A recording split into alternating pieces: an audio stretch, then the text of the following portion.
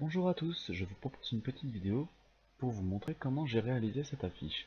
Donc cette affiche, qui a été créée en vue d'un loto, a été réalisée grâce à des dessins fournis par les élèves.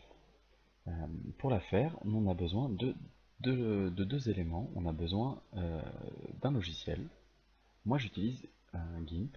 GIMP c'est l'équivalent de Photoshop, sauf que c'est un logiciel open source, et open source ça veut dire entre autres qu'il est gratuit. Donc voilà pour le logiciel utilisé.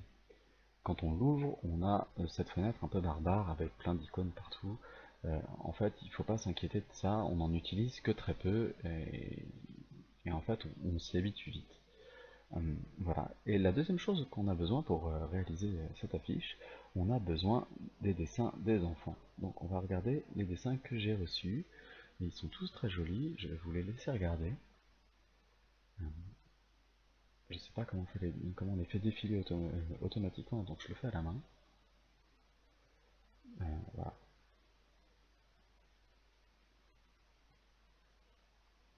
Je vous laisse apprécier, c'est pour ça, j'essaie de pas trop parler. Donc ces dessins ont été faits sur papier et ont été scannés par la suite.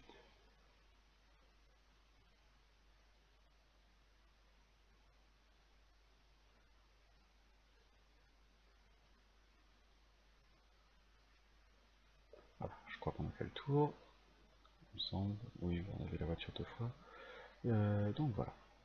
Donc on a nos dessins, on a le logiciel pour pouvoir les assembler. Et maintenant, il ne reste plus qu'à faire cette affiche. Donc je ne vais pas la faire en direct, ce serait bien évidemment trop long. Cette affiche m'a mis une dizaine d'heures. Maintenant que nous avons le logiciel, que nous avons nos dessins, il nous faut les importer dans un nouveau calque. Je ne le fais pas en direct, je vais juste utiliser un calque que je vais re-rendre visible. Je vais prendre celui-ci, qui a été le centre de mon fond, vous voyez. Donc voilà, en fait j'ai importé mon image, que j'ai détouré, j'ai enlevé le blanc en trop, parce que sinon j'avais un rectangle blanc, puisque c'était une feuille à la base. Donc j'ai enlevé le blanc en trop sur ce calque. Euh, je l'ai placé où je voulais, parce qu'on peut donc les décaler, on peut les réduire. Voilà, en fait, sont ça les options que j'utilise sont déplacer, tourner, réduire. C'est à peu près tout ce que j'utilise sur les calques. J'ai pas besoin de plus. Voilà. Et donc une fois que j'ai réussi, que j'ai importé mon image, que je l'ai à peu près placée, que je l'ai détourée, à chaque fois j'ai rajouté une petite ombre portée. Donc c'est cette petite ligne que vous voyez, là elle y est, là elle y est pas, elle y est, elle y est pas. Ça donne juste un petit peu de volume à notre image pour pas qu'elle fasse trop collage en fait. C'est un petit artifice que voilà, j'ai préféré mettre ça, je trouvais que ça délimitait bien.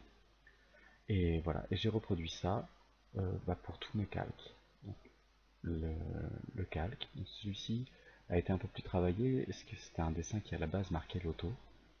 Je ne sais pas si on le revoit dans la visionneuse, il est là. Donc c'est un dessin dans lequel j'ai effacé le loto, je l'ai étiré, je lui ai changé la couleur et dedans j'ai rajouté un texte, en fait, tout simplement.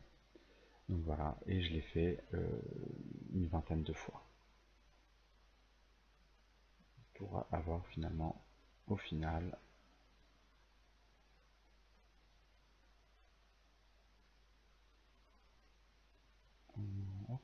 pour avoir au final, ah non, toujours pas fini, l'affiche que vous pouvez voir affichée partout ou sur les réseaux sociaux.